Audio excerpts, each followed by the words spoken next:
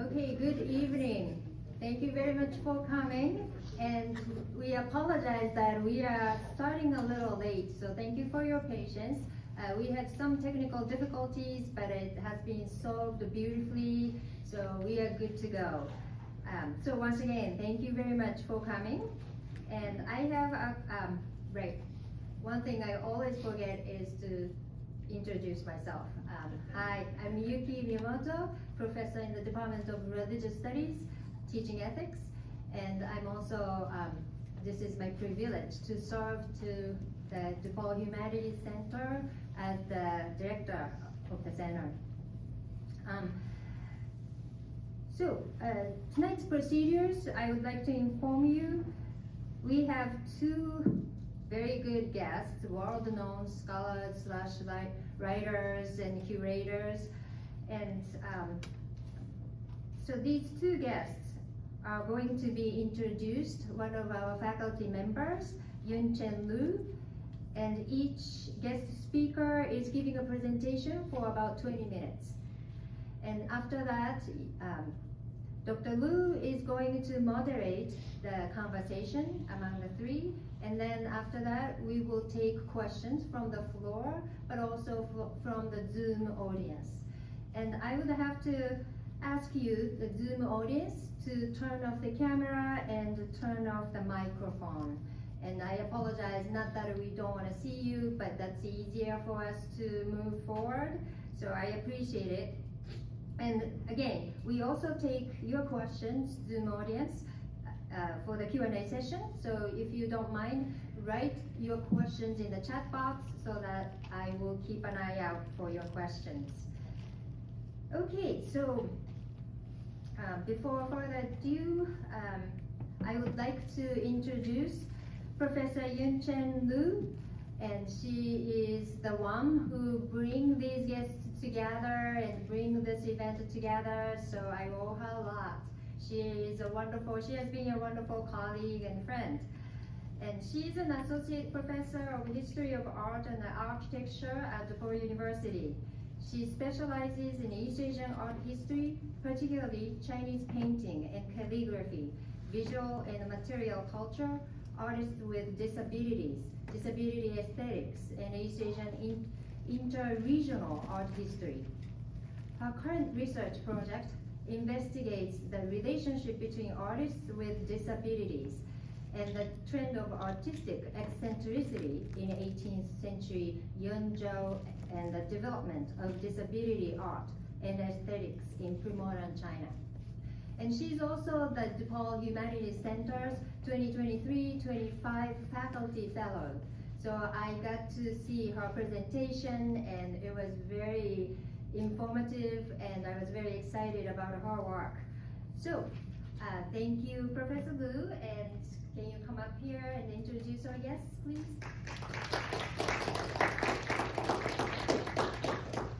Thank you, Yuki, for the introduction. Hi, everyone. It is my great pleasure today to introduce you our two guest speakers. First is Jason Waite. Jason Waite is a curator, writer, and researcher based in Oxford and Tokyo.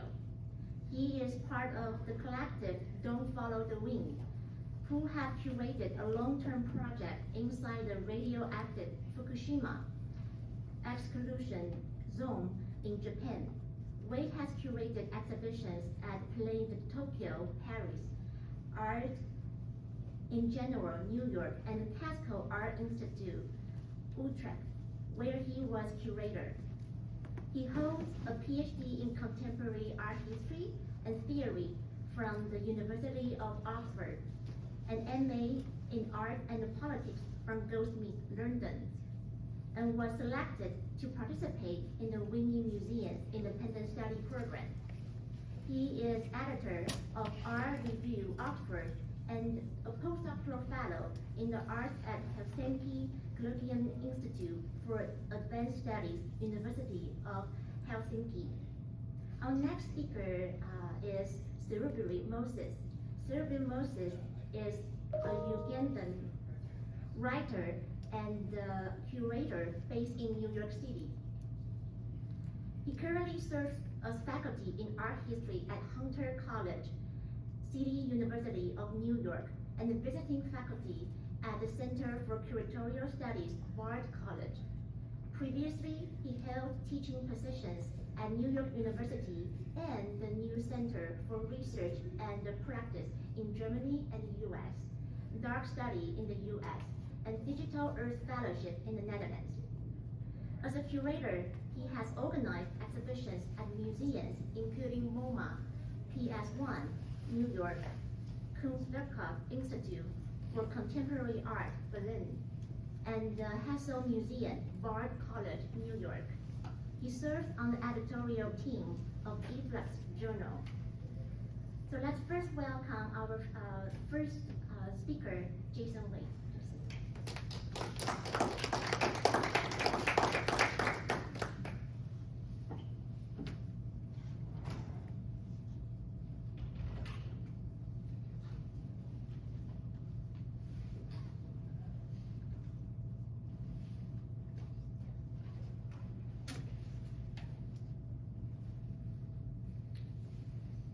Thank you, Yun-chen. Thank you, Yuki. Thank you for bringing us together and for being great hosts.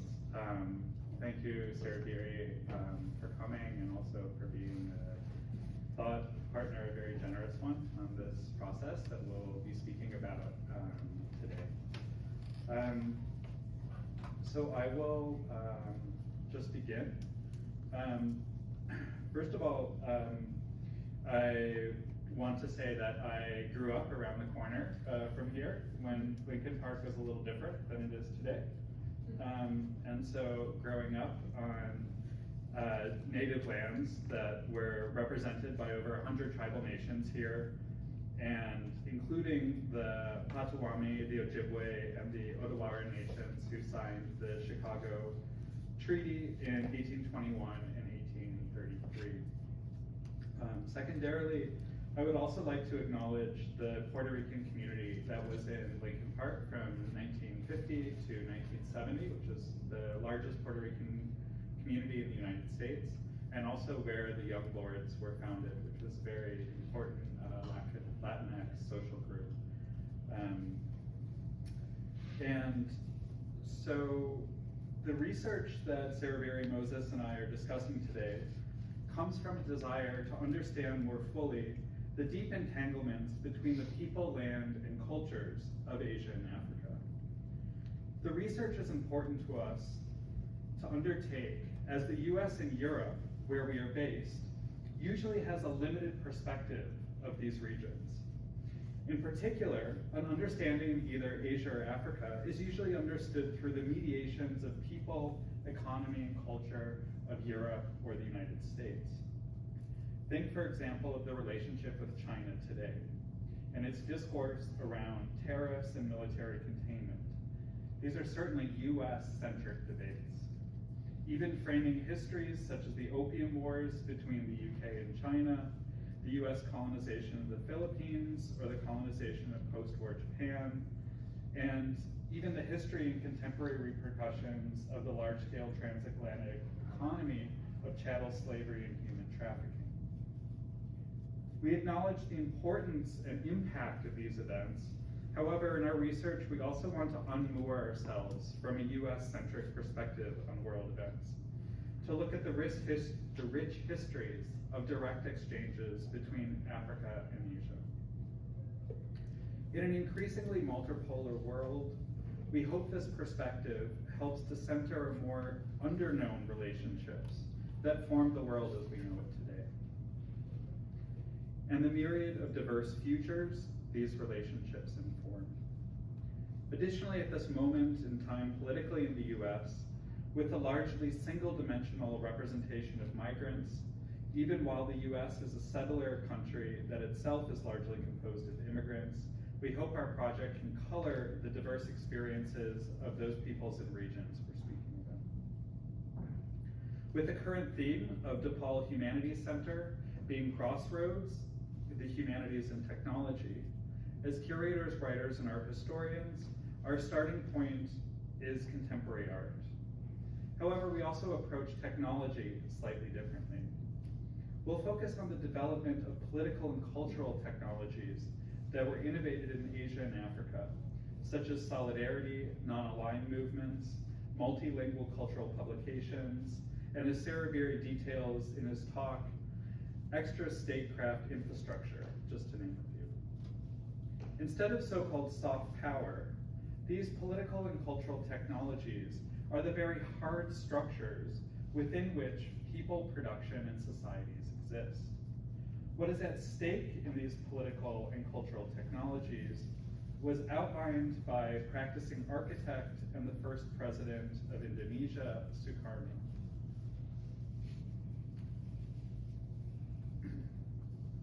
And this is his quote, I'll read. This 20th century has been a period of terrific dynamism.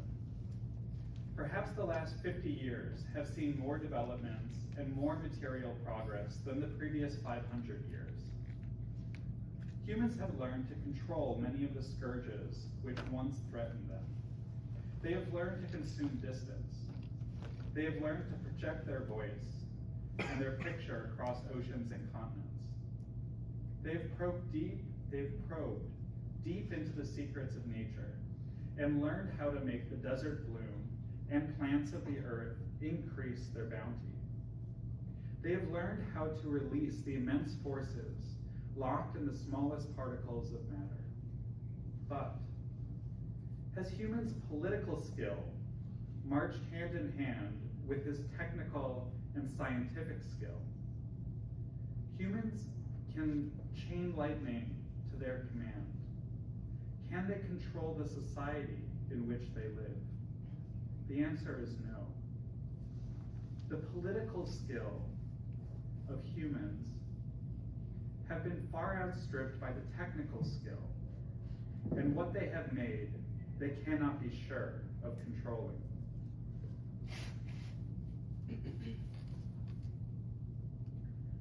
Sukarno lays out a contemporary condition not unlike our own today.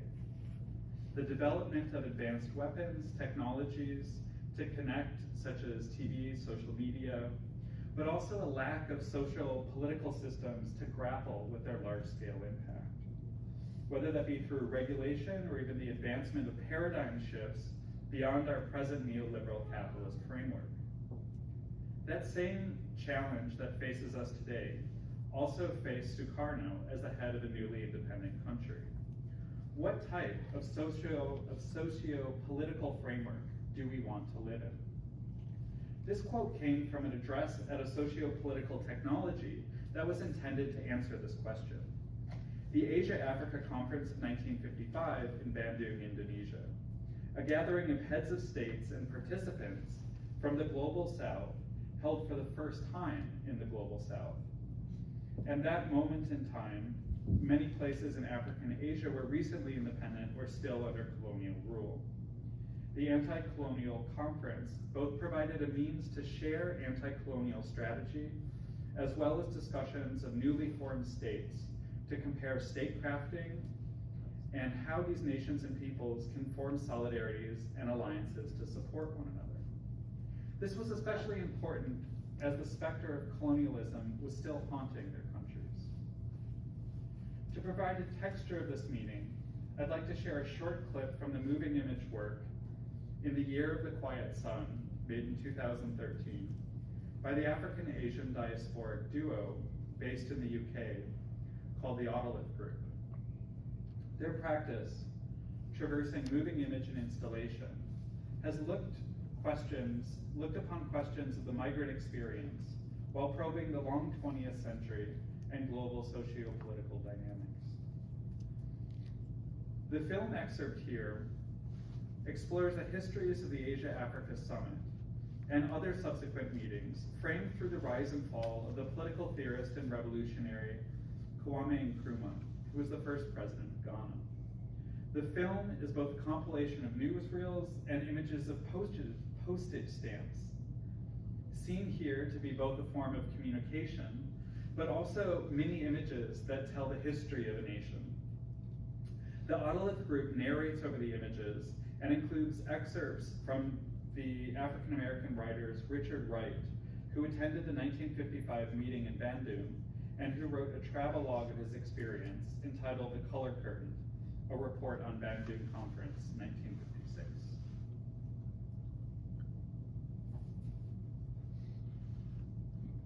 This is an image of Richard Wright's book.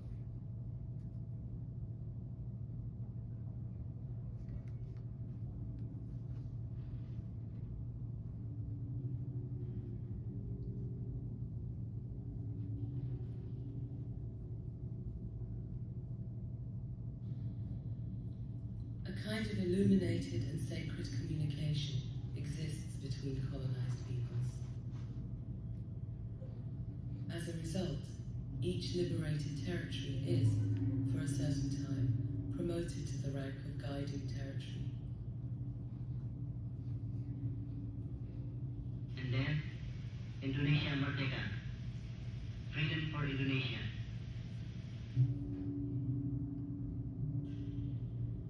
The liberation of the new peoples is felt by the other oppressed countries as an invitation, an encouragement, and a promise.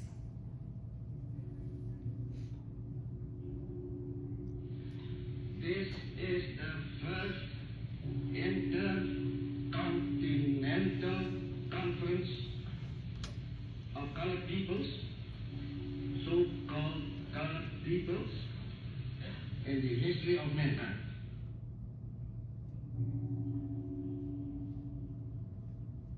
It is the evening after the second day of the conference. Richard Wright answers the knock at his door.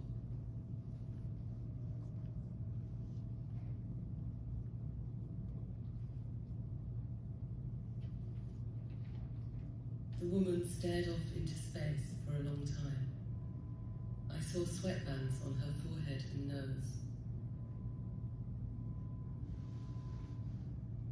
Then I heard the scream of sirens as a car belonging to the delegation of some Asian or African colored nation sped down the street,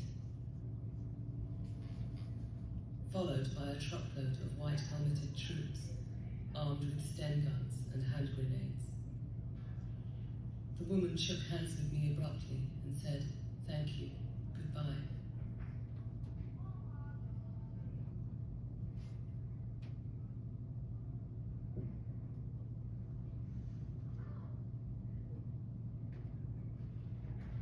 You are watching the scene which may well be historical. The date, December 1958. The place, Accra, Ghana. The occasion, the rallying of people from a whole continent to discuss what may become a new USA, a United States of Africa.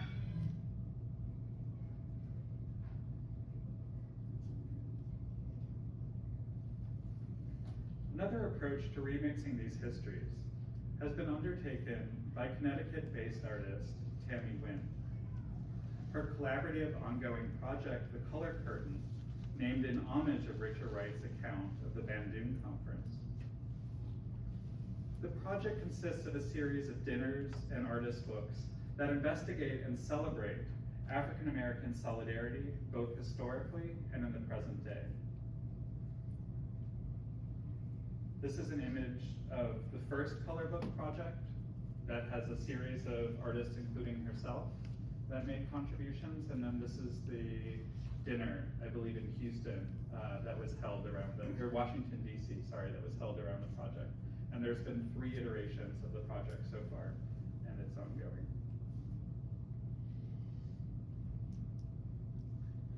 The second publication, publications were an important technology utilized by Asian and African theorists and writers, such as means of sharing ideas and developing intercontinental concepts. 2 such publications I'll discuss here briefly. Transitions magazine, founded in Uganda by Ranjit Nyoji, was published across Africa from 1961 to 1976, before Henry Louis Gates Jr. helped revive the publication, which is now based at Harvard. The second publication, Afro-Asian Writings, later renamed Lotus Magazine, was founded in 1968 by the Afro-Asian Writers Association, which was published in 3 languages, Arabic, English, and French.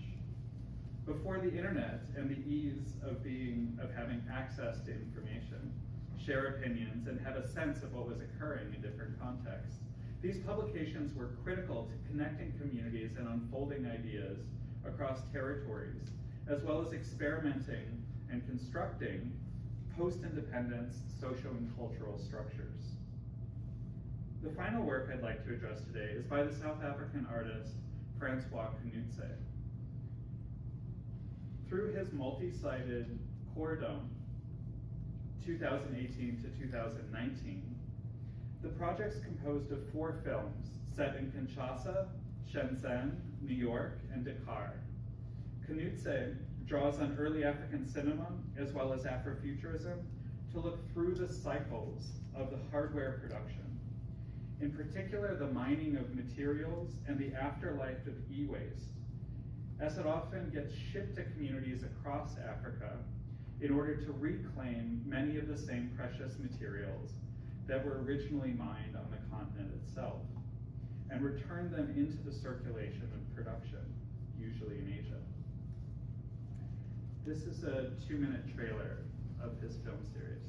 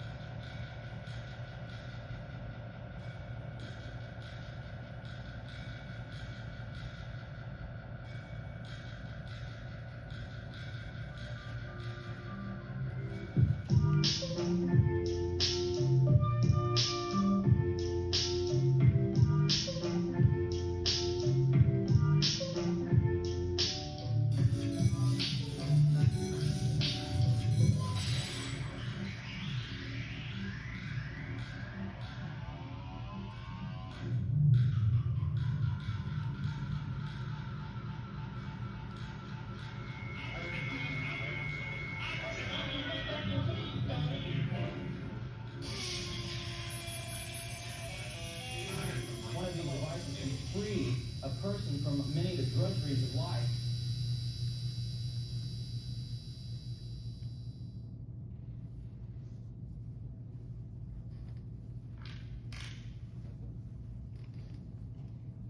Across the film, Knutse thinks about the lives of materials, as well as the locations they traverse, thinking through the problematics of both production, but also the huge amount of waste contemporary society produces. Knutse weaves this waste into costumes and installations, like the one seen here, in an installation at the Seoul Media City Biennial in South Korea.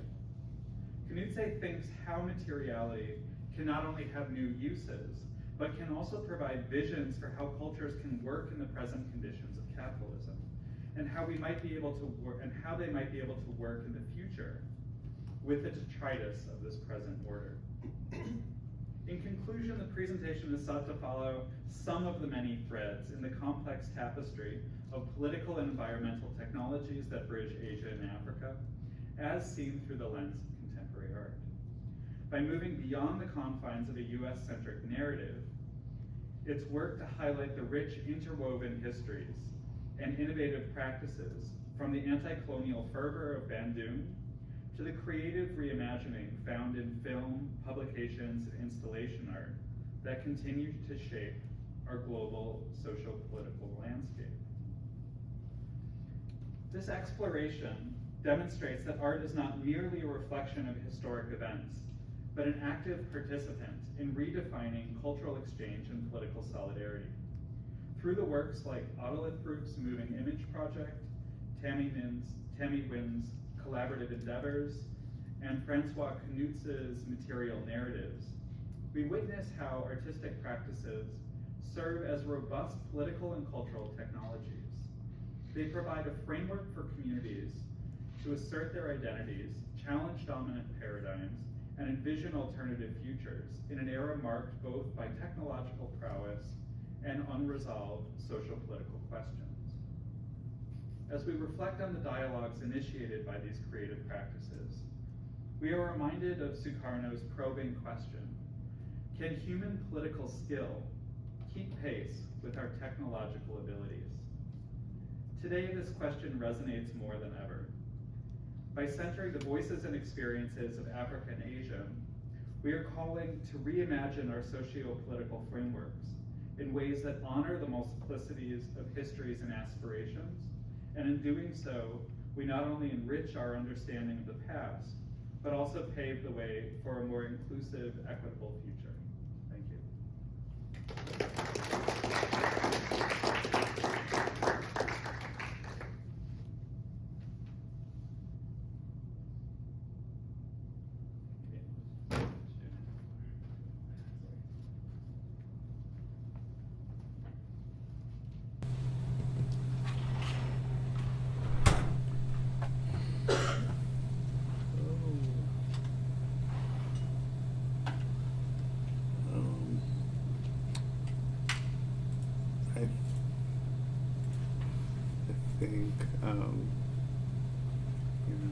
I think my presentation.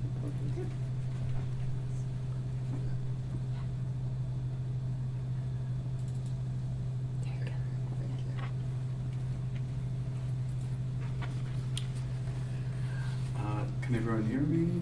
Yes, thank you. Thank you for being here. I'm really honored to be in Jason's hometown.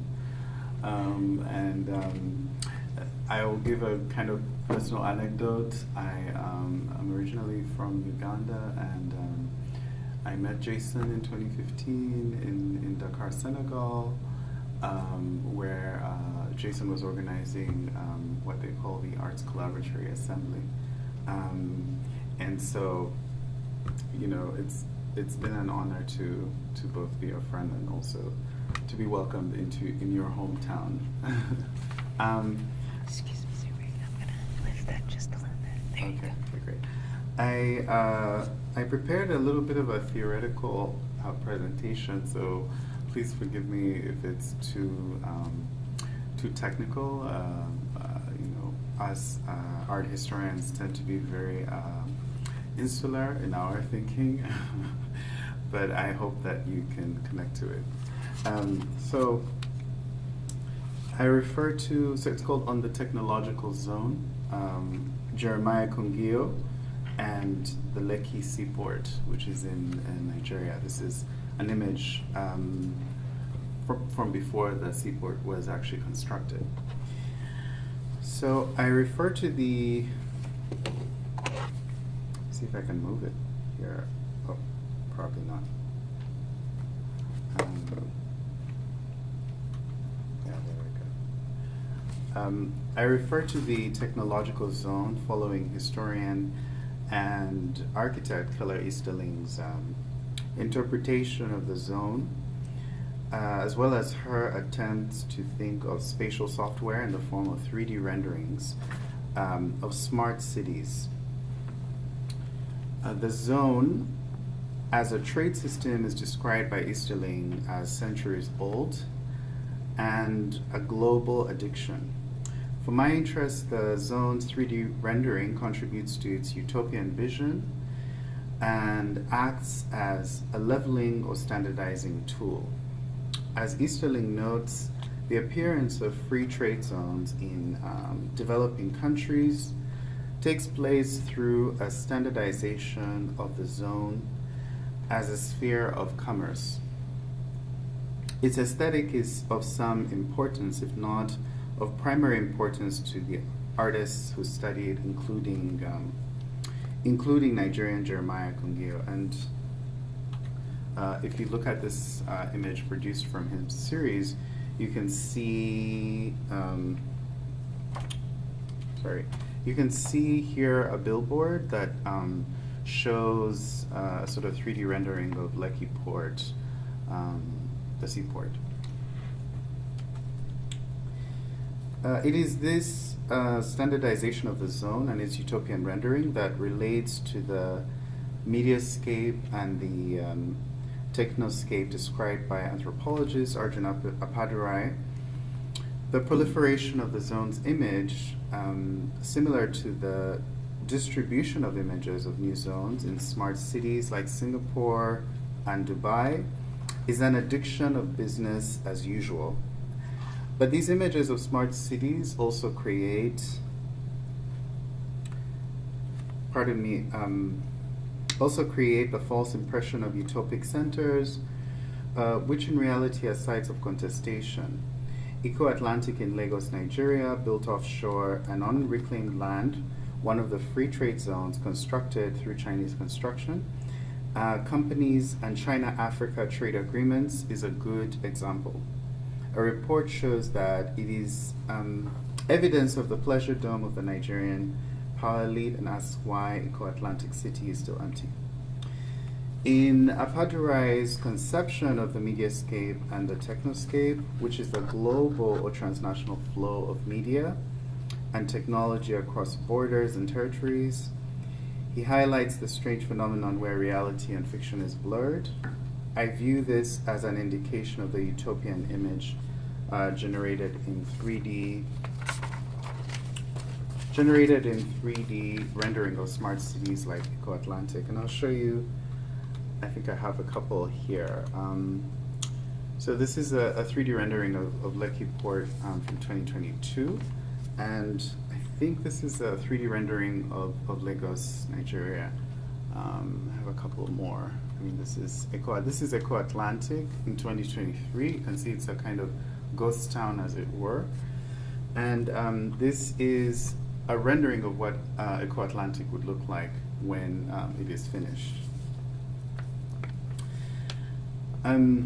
So the stark contrast of the reality in drone images that reveal a ghost town after years of construction. This one. What might be considered reality in the marketplace of global finance and venture capital does not accurately map onto Eco-Atlantic as it stands today, where it remains an arguably fictional entity. The lines between the realistic and the fictional landscapes they see are blurred, the more likely they are to construct imagined worlds, which are chimerical, aesthetic, even fantastic objects. Can this concept of imagined worlds based on these fictional landscapes be applied to Eco-Atlantic or to the Lekki seaport in Lagos?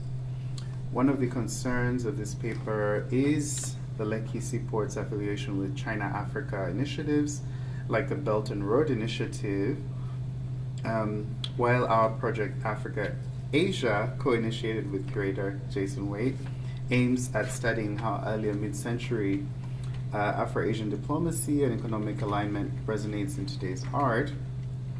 I am neither sentimental nor naive about the harsh effects of transnational initiatives on the poor majority in developing countries, including Nigeria.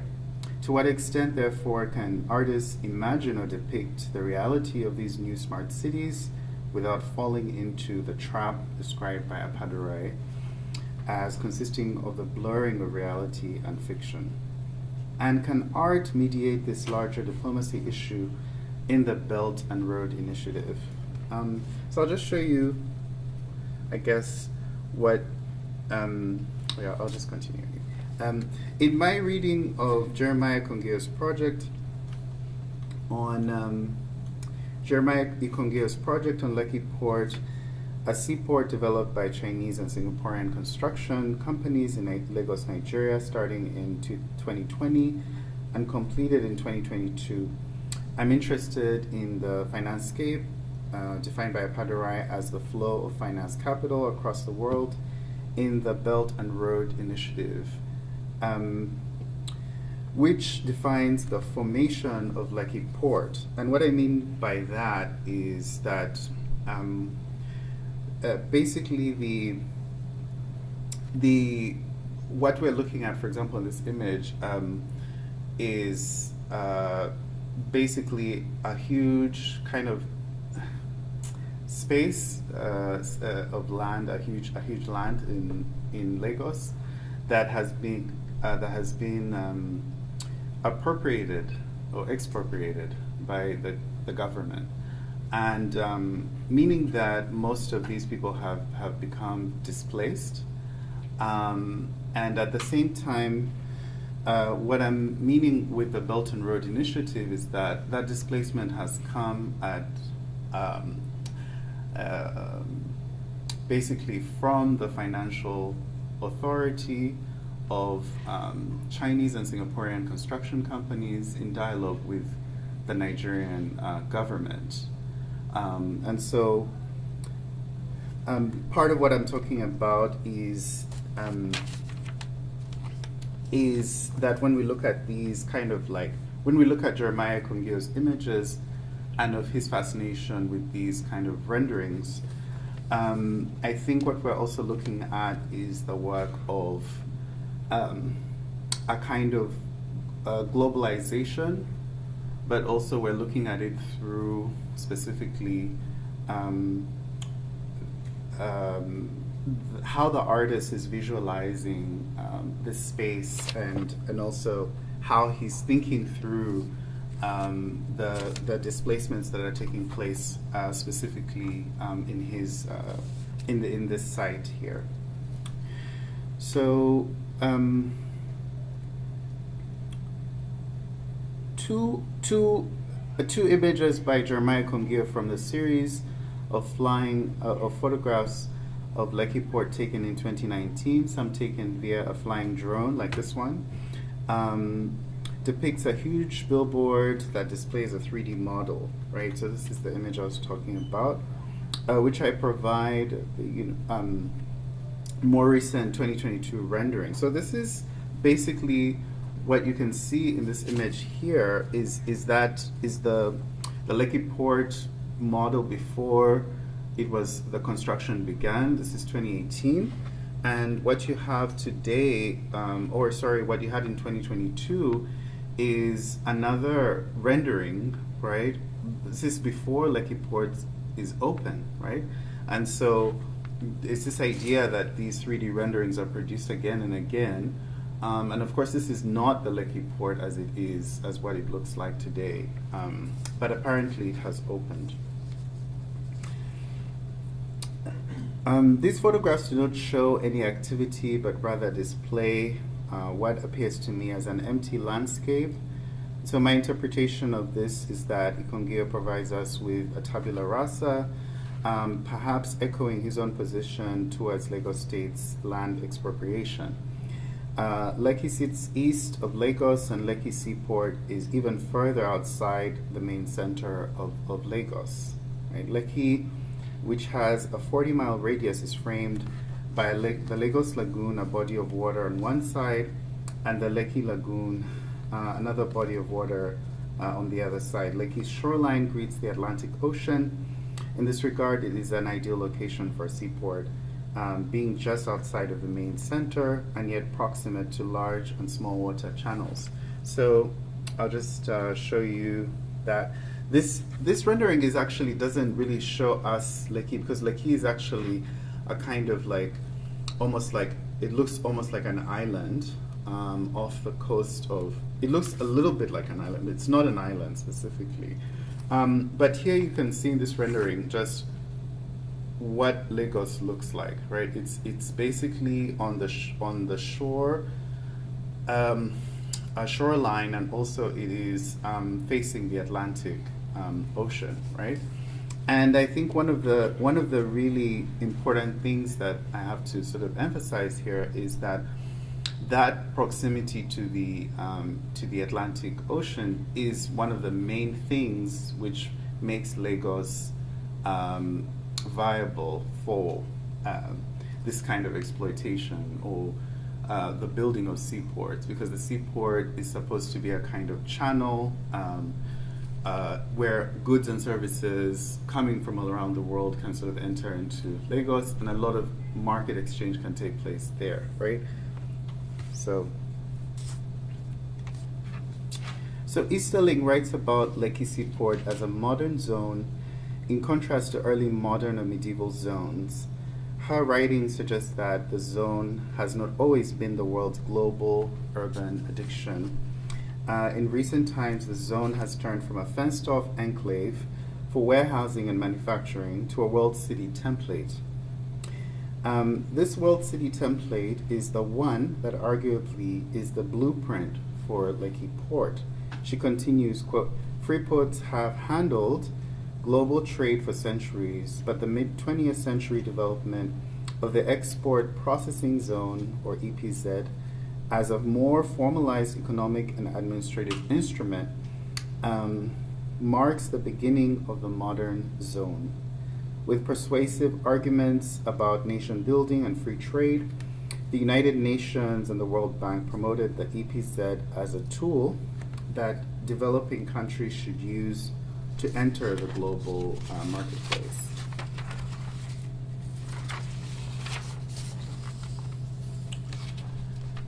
Lekki, as described earlier, is the biggest seaport in West Africa capable of producing billions of dollars. Yet, if we follow carefully the arguments presented above concerning the templates, which are reproduced all around the world, and their proliferation on a global scale, it becomes clear that the Lekki Zone is not merely a neutral project representing the peaceful and diplomatic get-together between China and Nigeria, as a rehashing of historical ties, including at Bandung, that Jason mentioned earlier. Rather, Lekki Zone is indicative of punishing structural adjustment programs introduced in the 1980s during the oil crisis that Jeremiah Kungio argues broke ground and led the path to the formation of the free trade zones in Lagos. So this study does not aim to center an analysis of structural adjustment or neoliberal programs.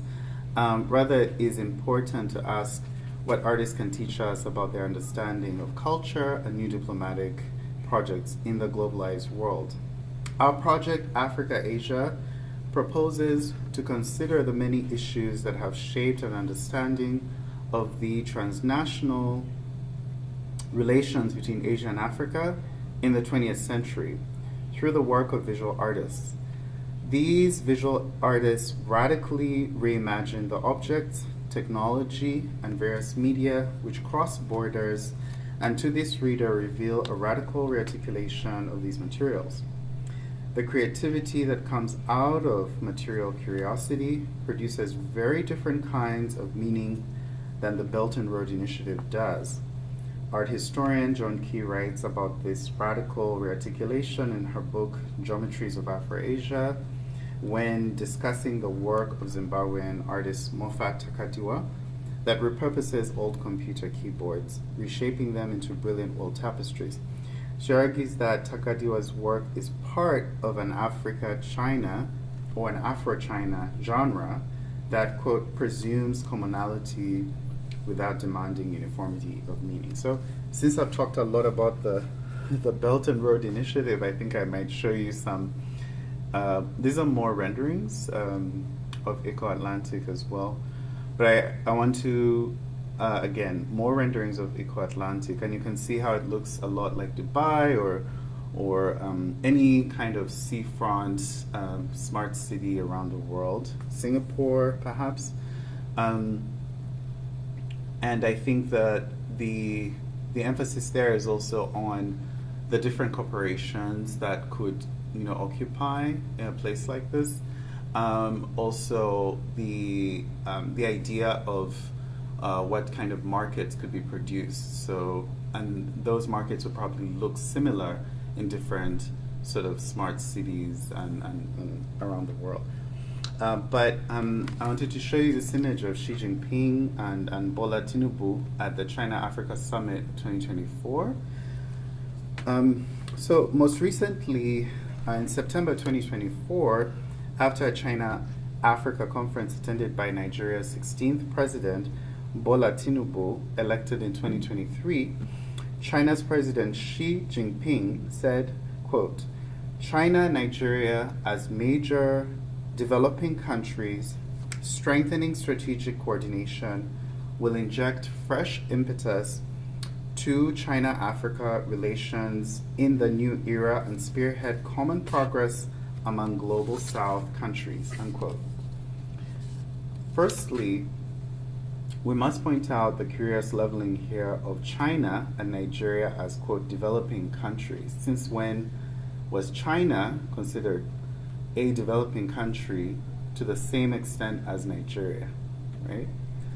And then the specific project buttressing this common progress among global South countries, unquote, meaning China is also a global South country, that is cited at the end of the Reuters report is the Belt and Road Initiative. So the Belt and Road Initiative is being framed as a global South initiative, right?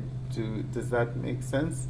The idea that global South initiatives are about South-South relations, and therefore it's about countries working in the global South cooperating together, right? So one of the things that I'm hoping to share here is that what we see in Lekki Zone is a manifestation of this Belt and Road Initiative in a very different way. The Lekki Zone is coming out of the Lagos State's expropriation of land and also their investment in a seaport, right? And so it is the Nigerian government's effort, right, at creating $1 billion, or $300 billion, as they say, initiative. But at the same time, it is also about Chinese investment in Nigeria, right? And this image, or the conference itself, emphasizes these relations between China and Nigeria from the perspective of economic development, So, but I think one of the things that other than the idea of cost benefit and $360 billion that's going to come out of Lekki Seaport, I'm really interested also in, first and foremost, how this artist is really trying to defend the indigenous population that originally inhabited that land, right? So that artist is trying to defend not only the fact that this land is one that is being sort of taken away forcefully, but he's also trying to defend the indigenous people who have lived on this land and who traditionally have ruled over it. I think that being said, there is a disconnect between the Lagos government and the indigenous people who are on this land. And this artist is interested in that disconnect. Specifically, his images, I think particularly this one, which shows one of their one of the chiefs of TA, which is one of the towns that's being expropriated,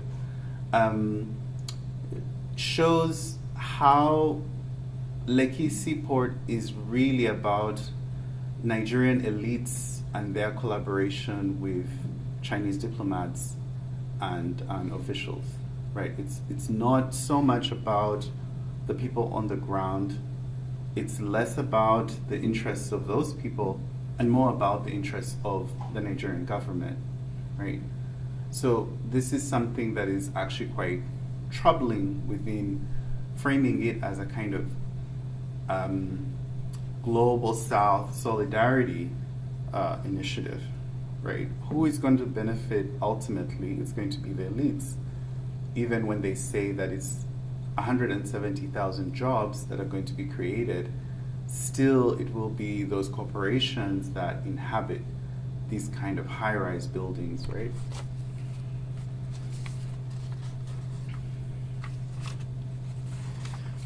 So I have way more to share, but I don't think I have enough time.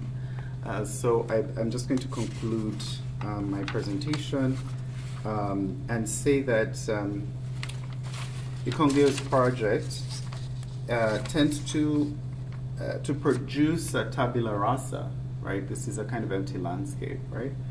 And I want to argue that its counterpoint is the technological zone. So quite different from Jason's presentation, in which we see artists repurposing keyboards and other materials or images specifically from the 1955 conference. This artist is looking at what is actually the empty space in which things are going to be built and constructed, right? So he's kind of looking at that emptiness as a counterpoint to a high-tech zone. And I think one of the issues that he's interested in is the lack of design collaboration with indigenous communities. Again, this is really a concerning issue, and one that has led to a lot of land grabbing, if I should call it that way. The technological zone requires the erasure of existing protocols of culture.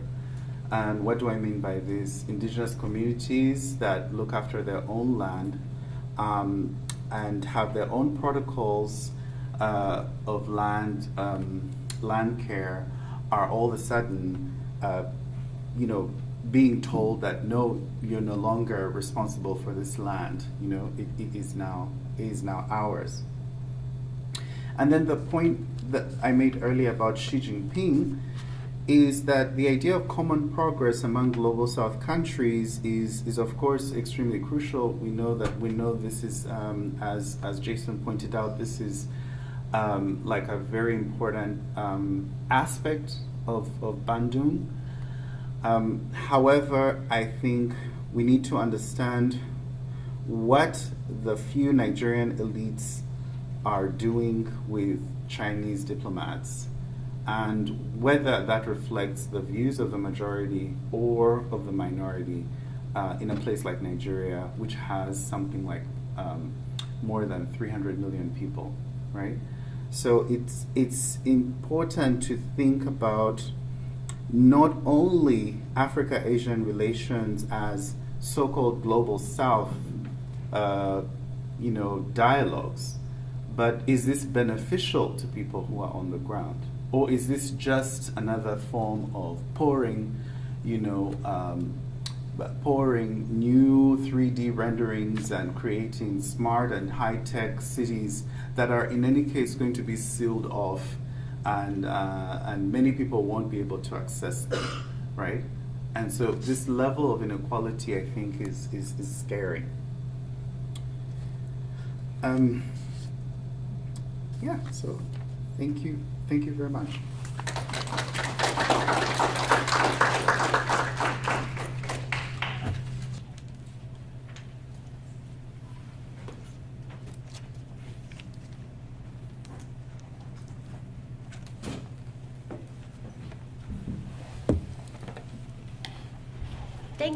Thank you, Jason and Serubiri, for your fascinating talk.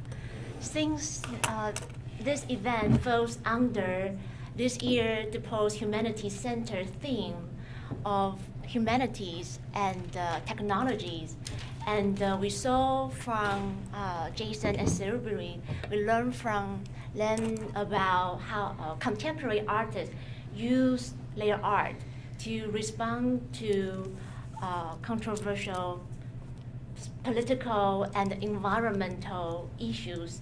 So I would first like to ask our speakers to elaborate more on the phrase political and cultural technologies that you used. How do you approach the notion of technology? How is it different than the traditional understanding of technology? And how does this phrase help us to better understand these artists and their artworks? Do you want to go first? Oh, it's on. Yes, great, it's on. So I think technology for me is something that I'm seeing through the idea of design, essentially, and I'm looking at it through the idea also of kind of impressions in terms of what that design does, not only spatially, but also just in terms of distribution of certain images. So I'm looking at it through kind of a globalized way of looking at how images move around the world, but also I'm looking at it through this notion also that Kela Easterling gives us, which is one of extra statecraft, which has something to do with these corporations and also the initiatives that are kind of coming up and how they take over certain areas. So this is my way of looking at it.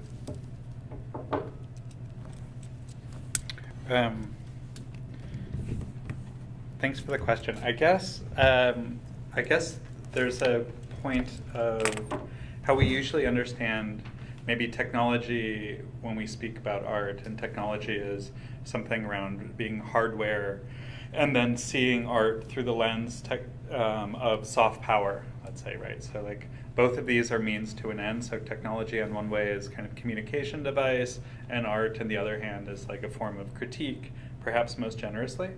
And I think what we were trying to do is frame technology through what you highlighted, which are these social political systems. So actually thinking about forms of governmentality, thinking about forms of how we organize society as being a technology itself, meaning thinking about forms of democracy, thinking about anarcho-syndicalism, thinking about different social ways we interact as being political and social technologies which are not soft power, but which are actually forming the hard basis which condition the other forms of production around us. So I think this is trying to lay a groundwork for the importance of something like Bandung, and also the importance for political imaginaries that some of the other artists maybe we're speaking about are working. Yeah, thank you for explaining more on the notion of technology and taking us to see these artists and their work through a new lens. And my next question is relate to receptions of these artists, their work. And I would like to ask a series of related questions for both of you. So Serubiri, you discussed how Jeremiah Ikongio used his digital images and the video to express his concerns about trade agreements between China and Nigeria. How do Nigeria and the Chinese people audience respond to his work? And how does his work receive both locally and globally? And how does the contemporary art field engage with or critique his work? And I would also like to ask similar questions for Jason. You introduced us to the Oakless Group's film, Francois Penuta, Recycling Sculptures, and Tammy Wen's drawing and books. How is their work received both locally and globally? And how does the contemporary art field respond to their work? Do you want to start? Go for it. Yeah, I think maybe Well, this series was built in 2019. It started, I think in 2018 actually it started. So it started before the Lekki Seaport was actually constructed. The construction officially started in 2020 and it was completed in 2024. And so there is a kind of like delay, shall I say, because it started the project really when it was kind of heated, meaning that when these disputes were happening, on the ground. In terms of how it's perceived in Nigeria, of course, it can be perceived as sabotaging the Lagos state, and it can be seen as sabotaging Nigerian interests.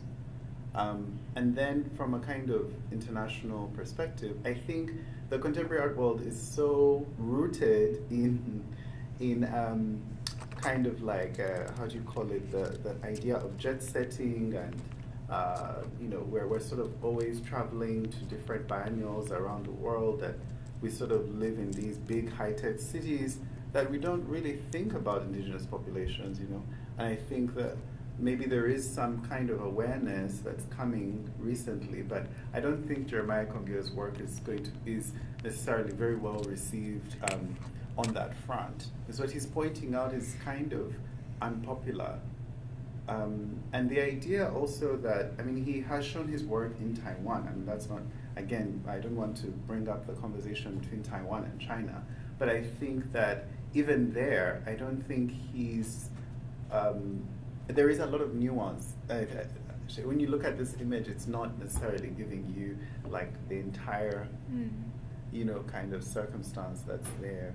But I think his work, no, I don't think that the reception of his work is very enthusiastic. But precisely because he's critiquing a lot of on both sides.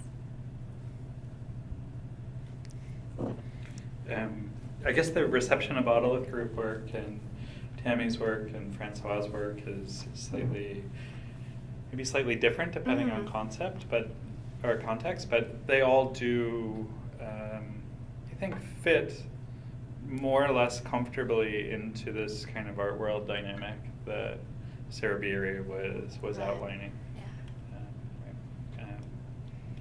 And maybe I guess I'm kind of I'm curious on Serubiri's perspective on also the relationship between these talks and practices that we both chose to focus on, knowing kind of what we were doing, but I think seeing it play out, it almost looks like these promises and potentials of 55, and then the really difficult realities that play out, for example, in Nigeria. I'm curious how you kind of see these two moments. Yeah, I think I'm not very negative, honestly. I'm just I'm not negative. I just think that people like to say global south, and they like to say south, and it's like it's empty, when people say south, and then you're saying China and Nigeria, and this is two completely different realities.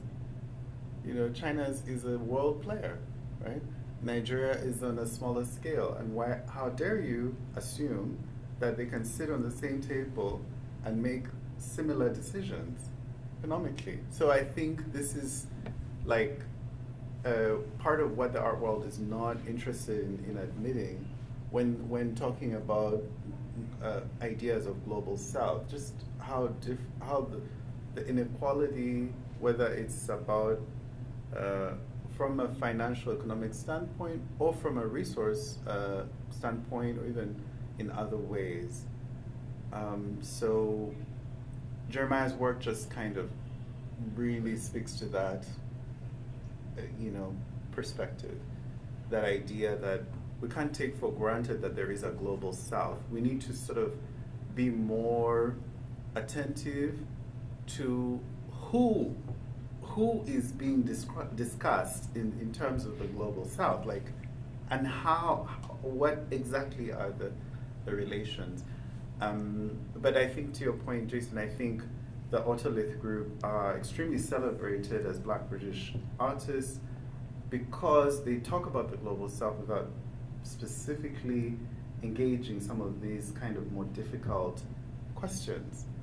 And meaning that they kind of speak about the global south from a distance of living in the UK and talking a lot about, again, this idea of either a Pan-African perspective or an Africa-Asia perspective, but in some ways not directly kind of implicated, right, in current politics or everyday sort of circumstances of what's happening actually in the global south today. And I think this is a position that is one of privilege.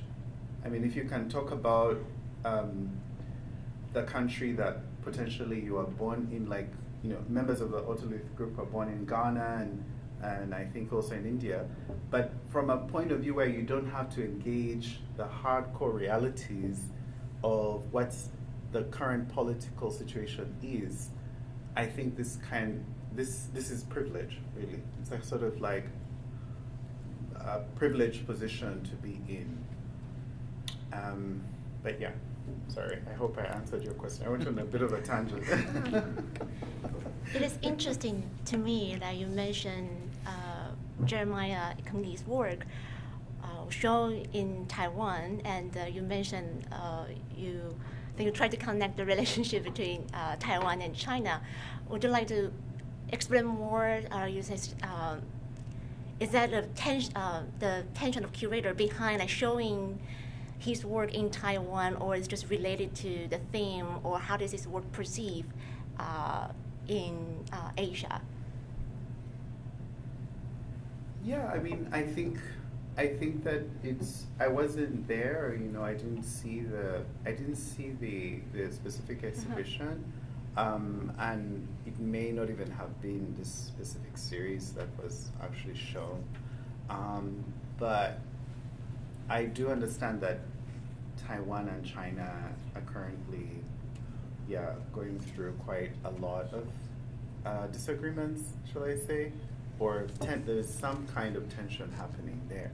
And I think Jeremiah's work does speak to those kind of tensions, specifically as I was showing you earlier. But yeah, I would have to just do some more work about, you know, and this was in 2024, actually, just a few months ago. But I would love to, I'd have to speak to the curators and the artist himself to kind of have more information for you on that. Yeah. Yeah, the reason why I asked this is because you're dealing with artists and artwork that dealing with controversial political and environmental issues. And as curators, what are some difficulties or challenges you have experienced in working with contemporary artists that utilize new media and technologies, and or addresses issues that related to controversial environmental and social political issues? Could you share with us anything surprising, enlightening, or challenging you have experienced while working with these artists and their artwork? Yeah, maybe. We haven't done a show yet, we're working on it.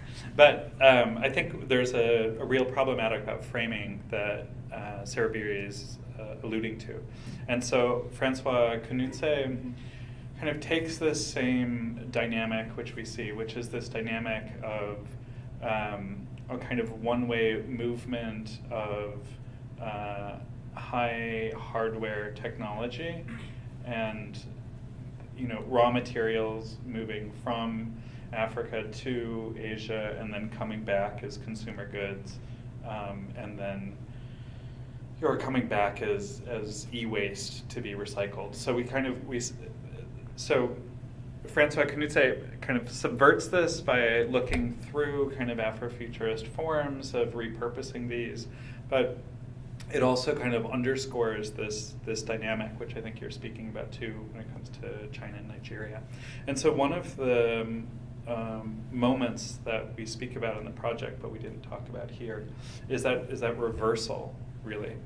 So thinking specifically about 1930s Ethiopia, when Italy was invading Ethiopia to colonize it, and the Emperor Haile Selassie put out a call for other nations to send forces to help fight off the Italian colonizers.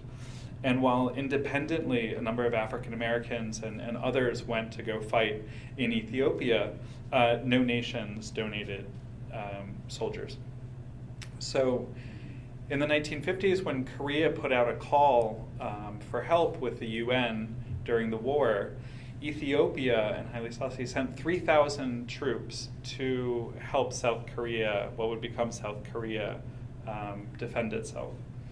And they fought for 3 years there and then came back to Ethiopia. And the community that fought together ended up living together in Addis Ababa. They created a graveyard together. They created a Koreans Veterans Association. And South Korea was so grateful that the largest monument in post-war Korea is to Ethiopia for sending troops.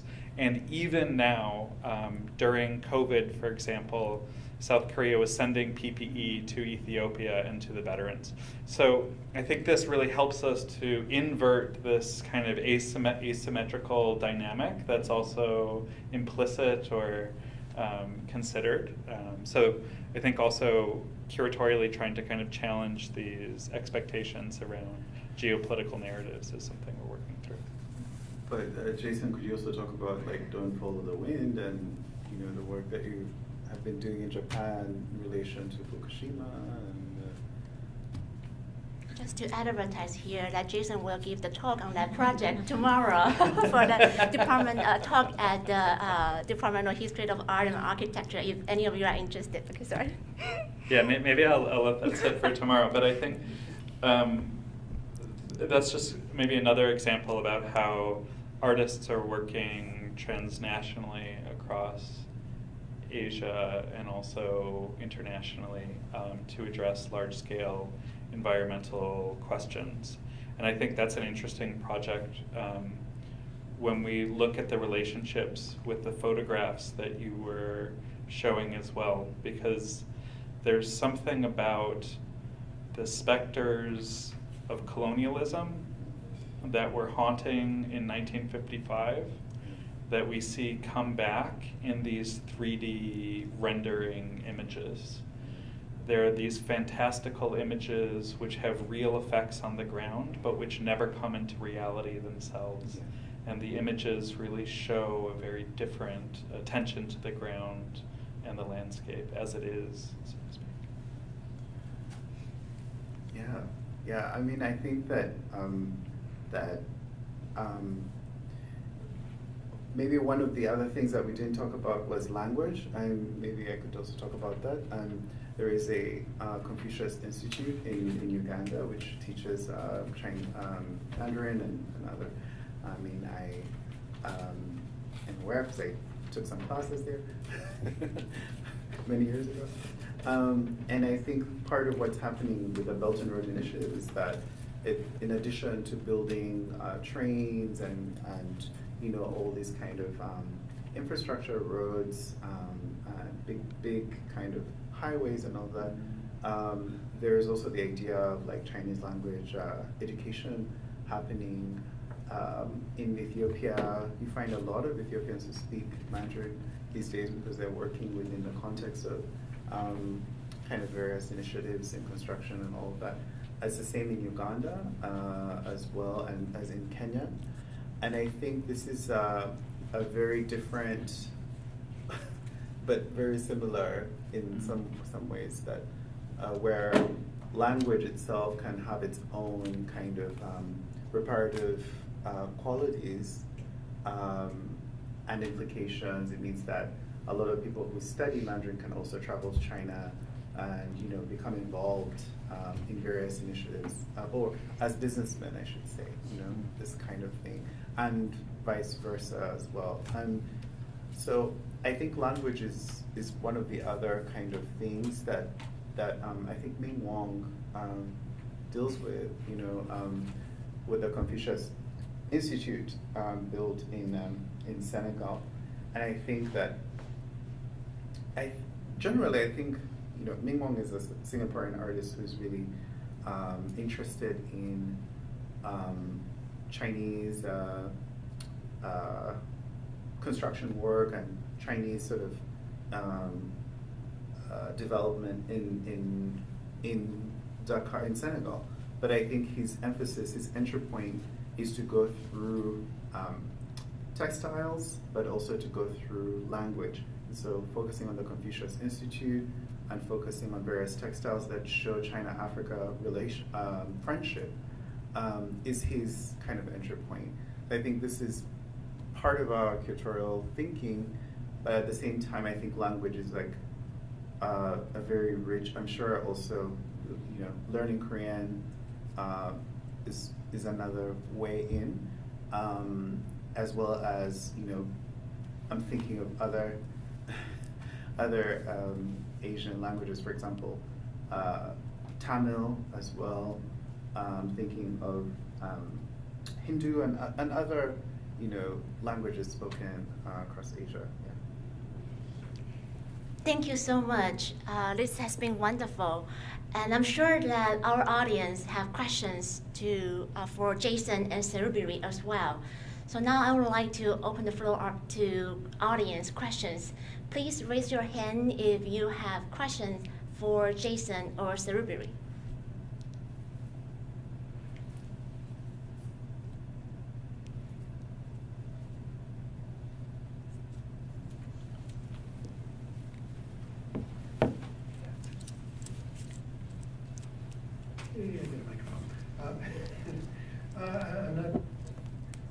I'm not quite sure how to frame my question, but you know, particularly the images from Lagos have me thinking about, you know, technological cities and Africa as a place where, as a sort of empty space where experiments can be made, right? And on the one hand, I'm thinking backwards to the moment of independence for nations, where Ivory Coast, for example, brought in, I think it was Israeli companies to help construct Abidjan on expropriated land, displacing populations. Yeah. So in some ways, what I'm seeing here is more the same with a new benefactor. And on the other hand, there's this sort of looking, I don't know, people talk about greenwashing, it's kind of a techno-washing, right? Where you have all of these new cities. I forget what there's a Senegalese American musician who's building a new city in Senegal that's going to only use Bitcoin, and you know, everything's going to be high tech, this, that, and nobody will be able to afford to live there. You know, the Echo City you're showing seems a similar kind of thing, where it's almost like a second independence, but at this point, a sort of liberation of the Nigerian elite from the realities of Nigerian living. So I don't know where the question is on all that, but it's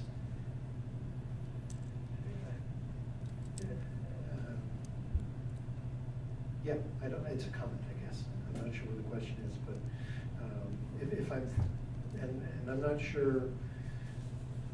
You know, from what you're saying, it sounds like China is sort of the new neo-colonial funder of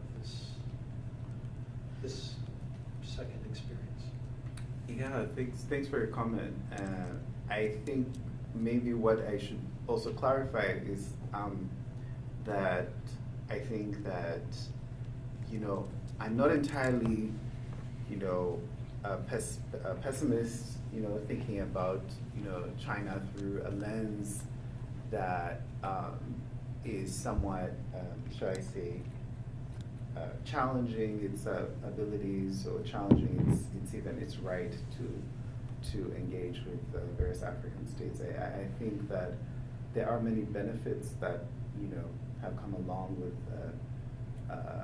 China's involvement with various African countries. I don't think it's all negative, honestly. But in terms of an analysis of sort of ongoing forms of, shall I call them, sort of oppressive measures, you know, that are being implemented, I think that Jeremiah Kongiyo is very clear that this is an expansion of like World Bank tactics. So this is really related to like the International Monetary Fund and the World Bank and their involvement in Global South or in developing countries. That's why Lekki Port is possible, because the involvement of the IMF and the World Bank kind of opened up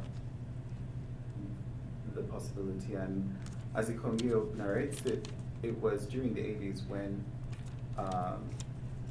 there was like a fall in oil prices. So Nigeria suffered from an economic crisis as a result, and that's allowed room for taking out loans from the World Bank and IMF, and then that has just snowballed. It just kind of has continued. So I don't think that in this regard that China is the odd man out.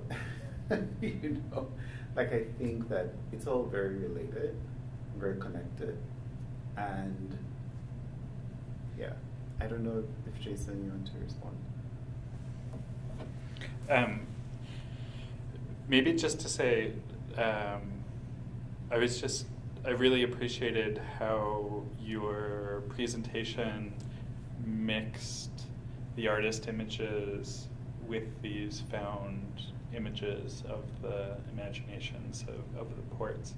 And I think maybe because this is a curatorial art historical, you always take a double take looking at these images, like are they from an artist or where are they from? And I was thinking kind of art historically, whether we could frame these images as what artist Hito Steyer, this Japanese-German artist based in Berlin, calls mean images recently.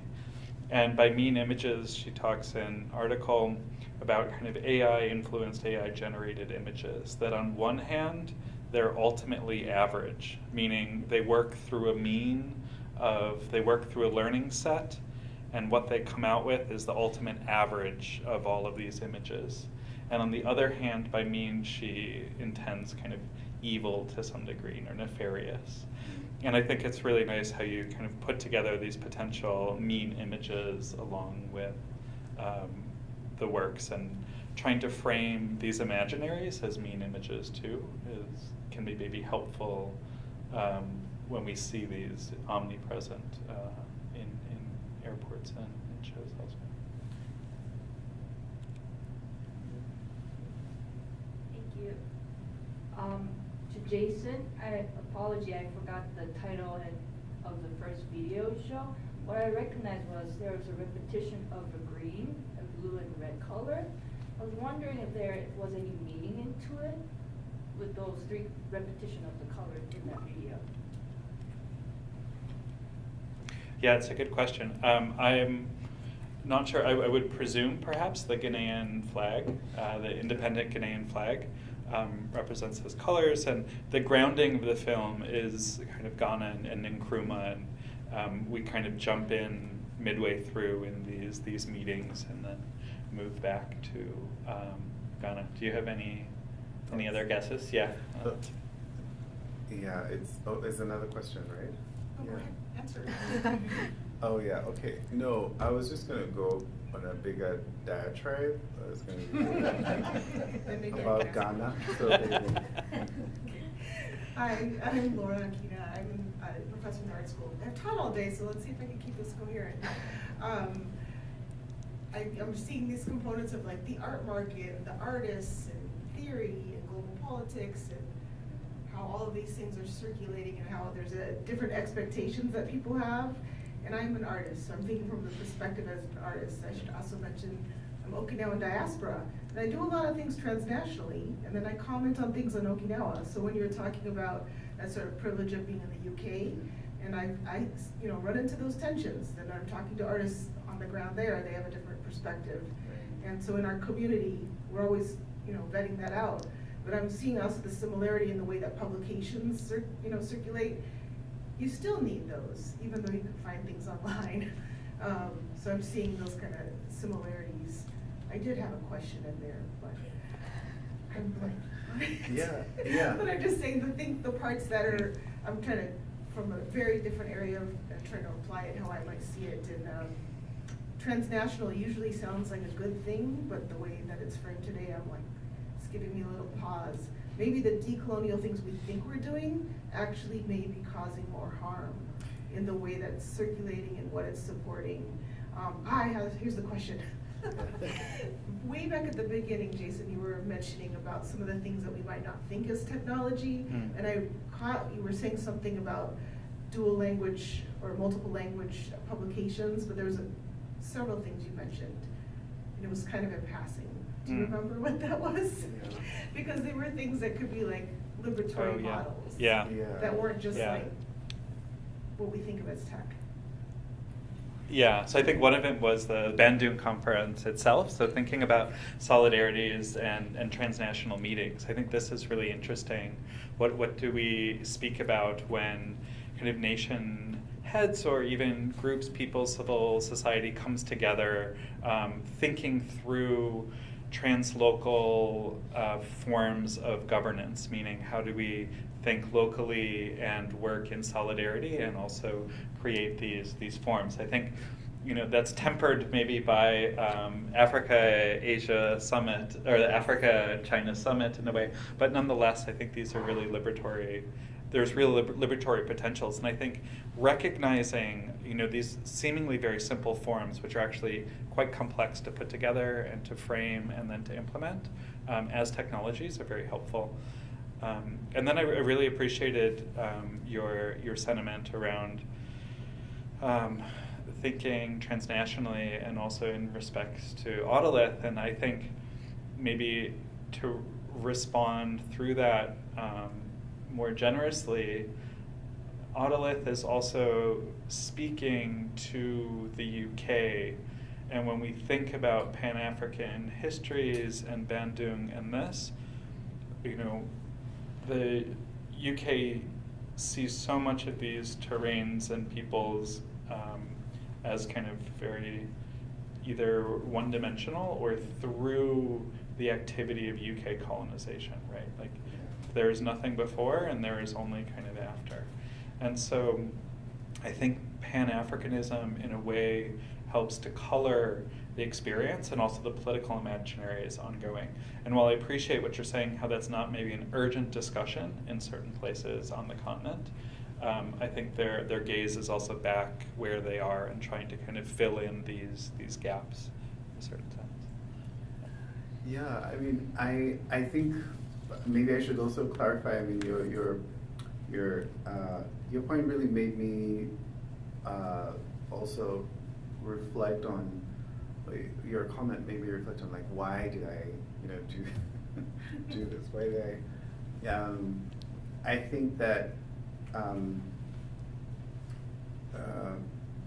I lived in Ghana for maybe about 4 months, and I worked there with an art space and met kind of programs and exhibitions, things of the sort. And one of the things that I learned in Ghana was that one of the most famous artists in that country was making work out of jute sacks, which are these sort of sacks that they put cocoa beans and to export them, to chocolate people, Nestle and people like that, right? And this is work that was being shown in the Venice Biennial on such a large scale. And in Ghana, we were having conversations with local kind of people in the arts sector who support this artist about labor, about what kind of labor it takes to build those very large tapestries of jute sacks. And of course, when you see them in Venice, you just think, wow, dirty sacks coming from Ghana, Like there is this failure to imagine that there's labor that is being done, right? So that, I wrote a paper, I wrote a paper about that work that the artist did not like at all, because I was very critical about the question of labor, but also it made me think about ongoing questions about people who are thinking like that artist makes those jute sacks that large because he's thinking about the question of independence in Ghana and about modernism. And this is the idea that cocoa in Ghana was one of the primary kind of cash crops of Ghana, one of the things that that country made money from, especially in colonial times, but also in the post-colonial era. So for him, it's a comment on where the country is going and where it's coming from. But in my analysis, I was thinking about how uncritical he was about questions of labor, but ongoing forms of ties between Ghana and certain countries. Also, this idea of debt, that that country has a lot of debt. So looking at it from Venice, again, it can look beautiful, and there's no doubt about it being something spectacular. It's about material circumstances. People still farm cocoa in Ghana. It's a relevant topic. We all love chocolate, but I think locally, colonial cash crops can't sustain a country like Ghana. So they need a lot of aid, right? So what happens is that country is one of the countries that is struggling from an enormous amount of debt. And while we're interested in thinking about independence and praising independence, we can't forget that, many of the realities of developing countries in the global south is that they're still dependent on the economies outside of them, right? And so this is a perspective that's not very popular, and it's not something that we like to say when we see a work in a museum, like, oh my God, it just looks so amazing, this artist is bringing Ghana here. But when you go to Ghana, it's like, actually, the dialogue is much bigger. Yeah. So this is going to be the last question. Thank you. Is that right? You have to sit in this row if you're gonna ask a question. I can't tell if it's on or not. It is on. Okay. Okay, so I wanted to ask about, to go back to what you talked about in terms of forms of governmentality as technology itself. Because it seems like I would like to kind of go back to what those technologies are. And it seems as though if I were to think through my own discipline, which is not the art, I would think about technologies of financial flows, the acceleration of the circulation of goods, information flows, and a kind of acceleration on the capitalization of death and destruction. And death is art. And so when you're looking at those immersive models, there's a kind of emptying out of life. And then you look back at the old images of plants, you'd see at least some people walking around, right? But there's nothing. It's almost like this fascistic, armored, opaque, three-dimensional thing of death. And when you were talking about how no one can afford it, I was also thinking about, not to go back to the US, but Elon Musk and the ways in which everyone thinks of it as contradictory, that he's simply going in as this Silicon Valley and trying to rearrange the entire state to operate quixotically as a market would, but at a massive scale and with no way of thinking about anything but labor and so on. So I was just wondering, I don't know Ekongyo's work, so when I went onto his site, the thing that I noticed was movement. There were things flashing. I didn't get that from here, but I thought, there's, to some degree, what you've been talking about is just a simple idea of fetishization, that it hides labor and it obscures the relations of its production. But this is something actually quite different. It's like the aestheticization of fetishization in a way. So I wanted to, when you're thinking about China and the way it flows in the Belt and Road Initiative, one of the main reasons it went into Africa was after the 2008 financial crisis, when it had liquidity and the rest of the world did not, because the state owns the means of capital investment. So it bought up all kinds of land for agricultural purposes, factory purposes, and so on. So I guess you know, I wanted to see where, if we're talking about flows, where the movement is within these aesthetics or within your critique.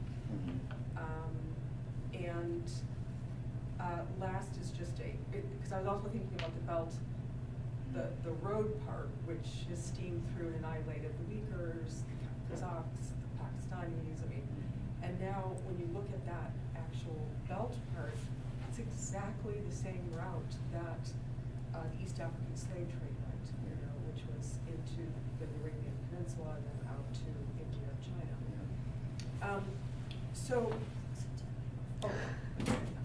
Thank you.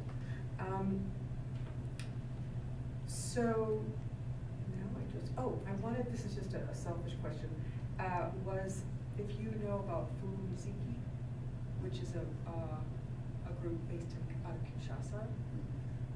And I think the music is movement. I mean, they have an amazing performance where they make all of their instruments on site from all the garbage they collect. And then as soon as they have their concerts and play, which is absolutely fantastic, they leave it and they go to the next village and find more garbage. So, you know, looking at the things, I think we're in Shenzhen, where it was this kind of core dump. I think there's also just dump, you know, the dumps that are everywhere in the world are not necessarily core dump, but plastic piping and, you know, all of these other things that these rural villagers are left with, plastic bags and killing goats and all these things. So a movement, I guess, is, you know, I'm interested in where the movement comes in. Do you want to respond? Go for it. Thanks for the great question, and I think it also kind of builds on the previous question, which I want to expand on too, and this is thinking about the deliberative sites and actually, you know, thinking about the Belt and Road Initiative as a result of deliberative processes, right? So these are deliberative technologies that are putting in place and that therefore are having impact. And I think artists are working in very different ways on creating these more liberatory forms. And two examples, perhaps one, Jonas Stahl, who's a Dutch artist, and he's worked on creating summits. So one very interesting one is bringing together rebel groups that are also so-called terrorist groups in various places and having these summits. So what does it mean to all of a sudden legitimize, you know, rebel groups in these kind of UN forums? But moreover, how are we thinking through actually reproducing some of these forums, but not state-based forums, rather extra state-based forums or anti-state-based forums? And then secondarily creating what is a kind of parliamentary structure for the Kurdish people in Kurdish Iraq. So kind of the largest ethnic group without a state in the world.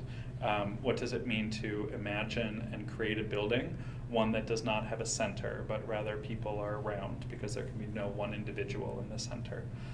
So working through also the architecture of these discussions.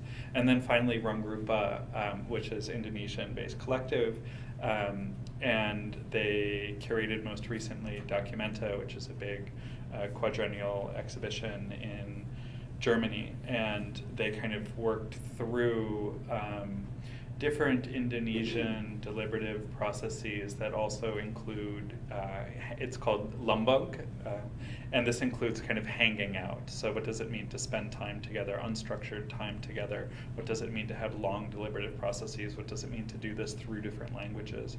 And ultimately they created an environment over 100 days, which was vastly transformative for everybody involved.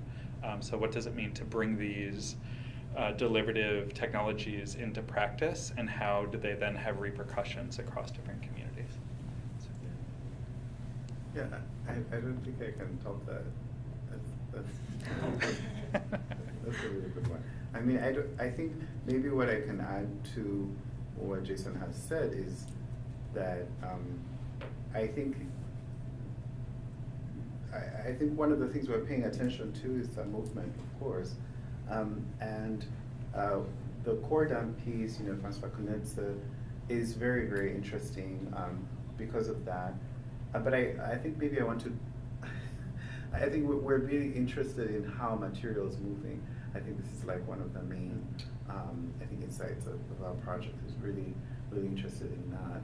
And in some ways, I was thinking more of how images are moving, and how 3D renderings are sort of like, being created and then transformed, and et cetera. But at the same time, I think there is a lot of movement of material, circulating around the world, and I think that is a little bit. When artists work with that material, I think sometimes their point of view actually creates really interesting, how do you call it, like insights that are not limited to things like the Belt and Road Initiative. So and in some ways that's also happening. I do see that happening in the Autolith video as well, just with images, because of how those images travel and how they move. You saw the stamps in that video? Yeah, how the stamps kind of move images of, and I think they work very well with that. And that has a very strong, those images carry a lot of meaning with them. They carry something, so when artists encounter them and work with them, there is something else that's happening that's not limited to a state or a sort of like parastatal organization or something like that, or diplomacy specifically. I think they are going beyond some of those specific structures. But I also just kind of want to emphasize this question of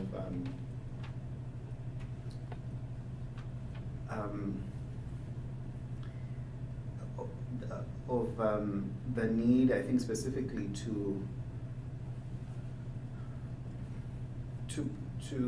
not just be kind of valorizing, independence for the sake of it.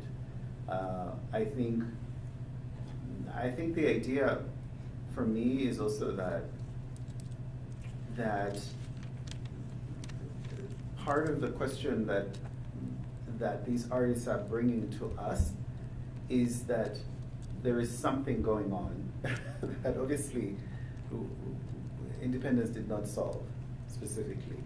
And so we just have to kind of have a renewed sense of urgency when it comes to questions that were asked ad bandum, when it comes to questions that were asked in the past. Whether or not the artists are working in the diaspora or in the countries in which they're from, etc., or were born, or their parents were born, I think is not necessarily the primary issue here. I think the question is more about the urgency of the questions that were asked in the past, and how can we address these questions today, right? So there's so many ways of going about it, but the reason why it's important also to challenge what's kind of become standard in the art world, which is to just kind of valorize things just because they come from the global south, right? Because they look beautiful or their colors are bright or something like this, right? We have to sort of also push against that tendency. It is, as you said, fetishization. I think similarly here as well, fetishization. But I think we need to be able to also think or go beyond the fetishization of things that we think are doing global South work. If that makes sense, and so that's yeah.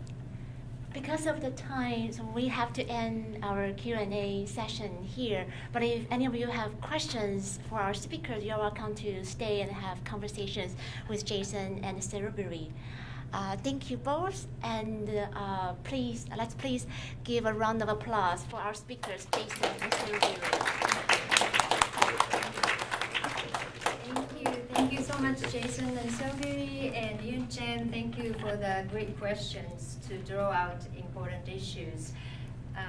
Yeah, I was also struck by this image that it seems not empty. It's got grasses and stones and everything, but we tend to think that this is empty space. We have to fill up with materials, and materials overflow and become waste and become one of those art pieces later. So it seems like nicely put together Serubiri's work and Jason's work. So it was very informative and lots to offer to think about. Thank you so much.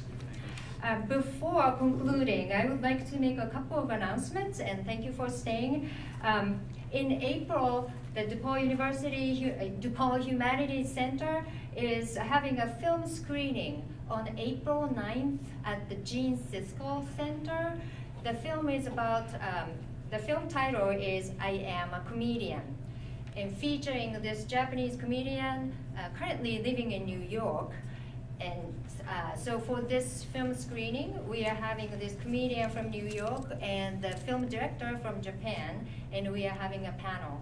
And especially, kind of a dire situation like this, it is important to think about what the political satire means, what the laughter means, what the comedy means, what can we do, can comedy be a form of resistance, So those are the issues we would like to think through.